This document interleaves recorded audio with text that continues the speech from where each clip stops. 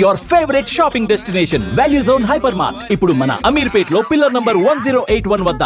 కోదండ రాముణ్ణి చూడు, కోరింది ఇచ్చేటివాడు.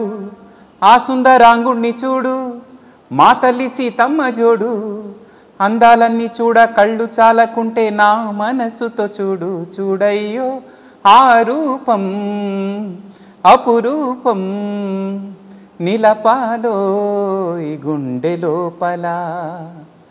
ఆ దైవం మన కోసం వెలిసాడో ఈ నేలపైలా. కోదండ రాముణ్ణి చూడు, కోరింది ఇచ్చేటివాడు. ఆ సుందరాంగుణ్ణి చూడు, మా తల్లి సీతమ్మ జోడు. బాగుందండి, చాలా బాగుంది. Thank you ma'am. ఇదేంటి సినిమాలో పాట? సీను వాసంతి లక్ష్మి, నేను బ్లైండ్గా యాక్ట్ చేశాను చూడండి, ఆ సినిమాలో పాట ఇది. అవునండి, చాలా బాగుంది, చక్కగా ఉంది. నేను 1999లో మీరు చిత్రరంగ ప్రవేశం చేసిన సంవత్సరం అది. కానీ నేను మిమ్మల్ని చూడలేదు అప్పటికి. ఇంకా సివిఆర్ పాయింట్ స్టూడియోలో హిందీ ట్రాన్స్లేషన్స్ ఆఫ్ అన్నమాచార్య సంకీర్తనాస్ నేను రికార్డ్ చేస్తున్నప్పుడు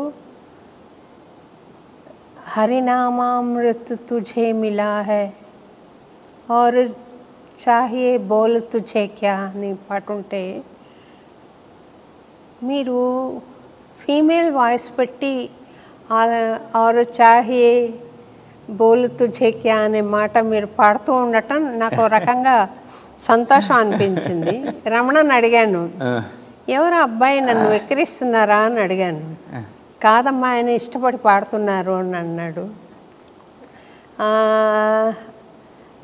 ఎవరు అబ్బాయి అని అడిగితే మీరు టీవీలో యాడ్ చూస్తున్నారు కదా, ఆ పాట మ్యూజిక్ డైరెక్టర్ ఆయన అని చెప్పారు. అప్పుడు నాకు అప్పుడప్పుడే మీరు టీవీలో యాడ్ చూస్తున్నాను మీది. నేను కాలేజీలో ఉన్నప్పుడు మేల్ ఫీమేల్ వాయిస్ రెండు కలిపి పాడేవాడిని మేడం, మామూలుగా సరదాగా ఎంటర్టైన్ చేయడానికి. మీ అయ్యప్ప దీక్షలో ఉన్నారు అప్పుడు? లేదు మేడం, దీక్ష ఇప్పుడు తీసుకోలేదు. మీరు అప్పుడు ఉన్నారు? లేదు, దీక్ష ఇప్పుడు తీసుకోలేదు. బహుశా ఏదో బొట్టు పెట్టుకుని వచ్చి ఉంటాను. నేను చూసానే, నల్ల డ్రెస్ ఏదో వేసుకుని ఉండొచ్చు, కానీ దీక్ష ఎప్పుడు తీసుకోలేదు. ఇప్పుడు ఉండొచ్చు. అయితే చిత్రం మీ తొలి సినిమానా? కాదు మేడం, నీకోసం. 99లో నీకోసం నా ఫస్ట్ ఫిల్మ్. నీకోసం ఒక సినిమాలో మా సందీప్ పాడాడు. అవును, అది నా కళ్ళలో ఉండిపోవా పాట. అది నువ్వు నేను కన్నా ముందు చిత్రంలో తనకి ఇంట్రడ్యూస్ చేసాము. అది కుక్క కావాలి పాట ఉంది కదా. మీకు ఈ కార్యక్రమ సందర్భంగా కూడా మా వాడికి అవకాశం ఇచ్చి ప్రోత్సహించినందుకు కృతజ్ఞతలు చెప్తున్నానండి. తనకి టాలెంట్ ఉంది కాబట్టి చేసాం మేడం. ఆ పాట టాలెంట్ చాలామందికి ఉంటుంది, చాలా టాలెంట్.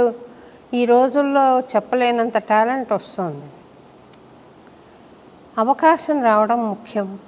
మీరు అవకాశం ఇచ్చారు, నాకు సంతోషం కలిగింది. ఆ టైంలో చాలా ఎక్స్పెరిమెంట్స్ చేసాము.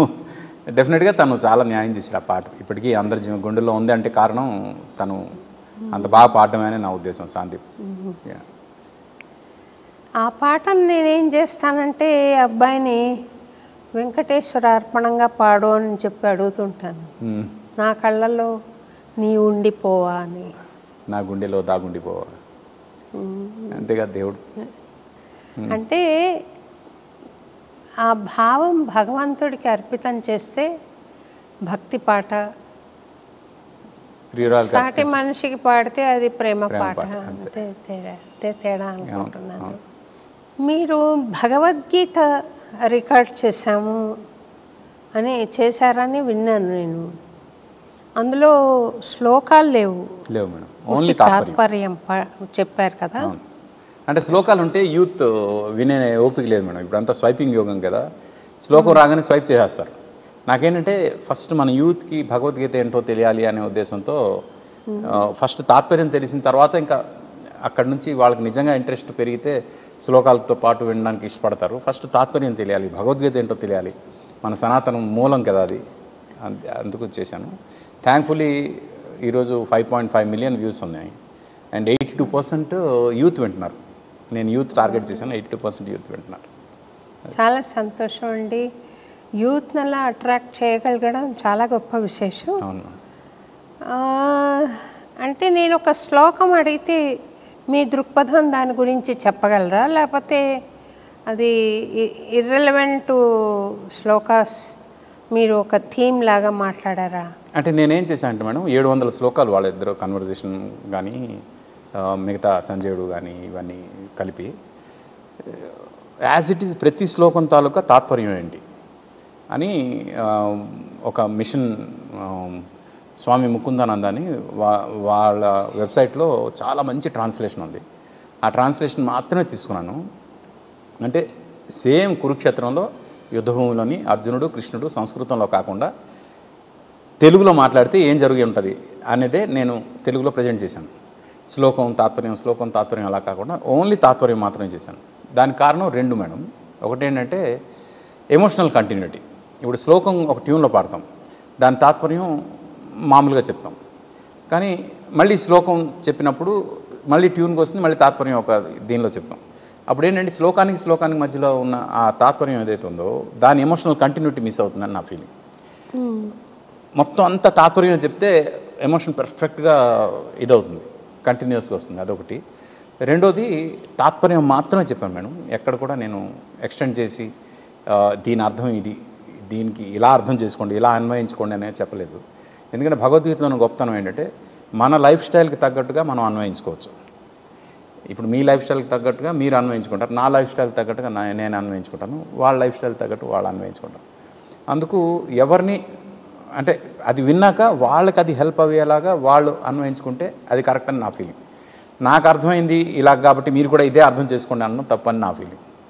వాసాంసి జీర్ణాని యథా విహాయ నవాని గృహ్ణాతి నరోపరాణి తథా శరీరాణి విహాయ జీర్ణాని అన్యాని సంయాతి నవాని దేహి. ఈ శ్లోకాన్ని మీరు ఎలా అన్వయించుకుంటారో చెప్పగలరా? నేను పూర్తిగా నా పర్సెప్షన్ పూర్తిగా వేరే ఉంది మేడం. ఇప్పుడు ఆత్మ పుట్టిన దగ్గర నుంచి మోక్షం వరకు ఏదైతే ఉందో ఇది పూర్తిగా సైంటిఫిక్గా నాకు అర్థమైంది. అది అందరికీ అర్థం అవ్వాలని లేదు, ఎందుకంటే నాది MSc స్పేస్ ఫిజిక్స్ నేను చేశాను. అందుకు నేను ప్రతిదీ సైంటిఫిక్గా అర్థం చేసుకునే ప్రయత్నం చేస్తాను. నాకేంటంటే ఇప్పుడు ఆత్మ అనగానే డిఫైన్ చేయమంటే చాలామంది చాలా రకాలుగా చెప్తారు. నేను సింపుల్గా చెప్తాను ఏంటంటే, ఇప్పుడు సముద్రం అంత వాటర్ ఉందనుకోండి, ఆ వాటర్ తాలూకు ఫార్ములా ఏంటి అంటే సైంటిఫిక్గా H2O. దానిలోంచి ఒక ఆటం తీసాం, వాటర్ మాలిక్యూల్ ఒక చిన్న ఆటం తీసాం, దాని ఫార్ములా ఏంటంటే H2O. అంతే కదా. అంటే సముద్రం తాలూకు ఫార్ములా H2O అనే, ఆ తీసిన ఆటం తాలూకు ఫార్ములా కూడా H2O అనే. ఆ సముద్రం అంత విశ్వం ఉంది, సముద్రం అంత విశ్వంలో అంత ఎనర్జీ ఉంది. ఆ ఎనర్జీ అంతా దేవుడు అనుకుంటే దానిలోని ఒక చిన్న ఆటం ఏదైతే ఉందో అది మనం. అంటే దేవుడు తాలూకు ఫార్ములా ఏదైతే ఉందో అదే ఫార్ములా మనం కూడా. There is no difference. అందుకే అద్వైతం అన్నాం. అద్వైతం అంటే దేవుడు వేరే మనం వేరే కాదు, రెండు ఒకటే అని చెప్పడం. ఆత్మ పరమాత్మ రెండు ఒకటే అని చెప్పడం. ఇది సైంటిఫిక్గా నాకు అర్థమైంది. ఇప్పుడు మీరు అన్నట్టు వాసాంశ జీర్ణాన్ని ఇది ఏదైతే ఉందో అంటే ఈ శరీరం వదిలి ఇంకొక శరీరంలోకి వెళ్తుంది, పాత బట్టలు మార్చి కొత్త బట్టల్లోకి వేసుకునేలాగా ఈ ఆత్మ ఈ శరీరం నుంచి మారి ఇంకో శరీరంలోకి వెళ్తుంది. అసలు ఈ శరీరం నుంచి ఇంకో శరీరంలోకి ఎందుకు వెళ్ళాలంటే ఆత్మ ఈ శరీరంతో పాటు బాగా అటాచ్ అయిపోయి నేనే శరీరం అనుకుని ఒక భ్రమలో బతికి ఆత్మ బయటకు వచ్చే టైంకి ఈ శరీరం చేసిన కర్మలను కూడా తనతో పాటు తీసుకెళ్తుంది బయటికి. ఆ కర్మలు ఏవైతే ఉన్నాయో అవి పాజిటివ్ ఉండొచ్చు, నెగిటివ్ ఉండొచ్చు. వాటి బట్టి మళ్ళీ ఇంకో జన్మ ఎత్తాల్సి వస్తుంది. ఆ కర్మల్ని మళ్ళీ న్యూట్రలైజ్ చేయడానికి మళ్ళీ జన్మ ఎత్తాల్సి వచ్చినప్పుడు ఇంకో శరీరాన్ని తీసుకోవాల్సి వస్తుంది. ఇలాగ ఈ సైకిల్ కంటిన్యూ అవుతూ ఉంటుంది.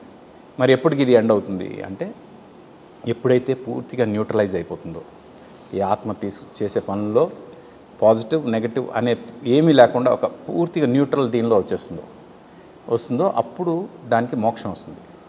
మోక్షం అంటే ఏంటి అంటే సింపుల్ ఫార్ములా నా సైంటిఫిక్గా నేను ఎక్స్ప్లెయిన్ చేస్తా. ఇప్పుడు ఈ ఆటం ఉందనుకోండి, ఒక శరీరం నుంచి బయటకు వచ్చింది, బయటకు వచ్చి ఇంకో శరీరంలోకి వెళ్ళింది అని చెప్తున్నాం. ఈ శరీరంలోకి బయటకు వచ్చినప్పుడు ఒక క్యాప్సుల్ లాగా బయటకు వస్తుంది. క్యాప్సుల్ అంటే ఏంటి? రెండు చేసిన మంచి చెడు రెండు కర్మల తాలూకా లేయర్స్ తీసుకుని బయటకు వస్తుంది. ఆ కర్మ క్షయం అయ్యేంత వరకు ఆ లేయర్స్ అలాగే ఉంటాయి. ఇప్పుడు సముద్రంలో ఆ క్యాప్సుల్ వేసామనుకోండి, ఆ క్యాప్సుల్ ఎక్కడ ఉంటుంది? కనిపిస్తుంది మనకి. అదే ఆ క్యాప్సుల్ కనుక ఏ కర్మ లేకుండా స్వచ్ఛంగా బయటకు వచ్చింది నా ఆత్మ, అది సముద్రంలో వేస్తే అది ఎక్కడ ఉంది? అది సముద్రంలో వేస్తే ఆ డ్రాప్ ఆటము ఆ సముద్రంలో వేస్తే ఎక్కడ ఉంది? సముద్రంలో కలిసిపోయింది. ఆ కలిసిపోవడమే మోక్షం.